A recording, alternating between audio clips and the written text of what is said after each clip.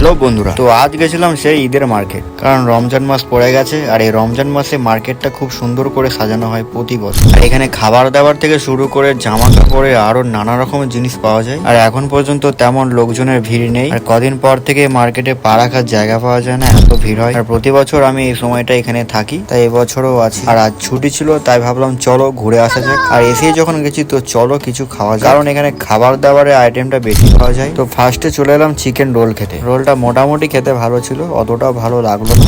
তারপরে চোখে পড়লো মোমো। তো চলে এলাম মোমো খেতে, অনেকদিন খাওয়া হয়নি, কারণ এখানে মোমো অতটা পাওয়া যায় না। মোমোটা নিয়ে খেয়ে দেখলাম বেশ ভালোই লাগলো, কিন্তু একটা জিনিস মিসিং ছিল, সেটা হলো স্যুপ।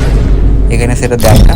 তারপর এলাম এই ঈদের মার্কেটের মেন জিনিসটা খেতে, আর সেই মেন জিনিসটার নাম হলো ফিরনি। এই ঈদের মার্কেটে এসে এইটা না খেলে মনে হয় কিছু একটা মিস করে যাচ্ছে। আমার তো বেশ ভালোই লাগে খেতে, তাই যারা খাওনি তারা একবার টেস্ট করে দেখবে, আশা করি ভালোই লাগে। তো চলো দেখা হচ্ছে নেক্সট ভিডিওতে, সবাইকে টাটা।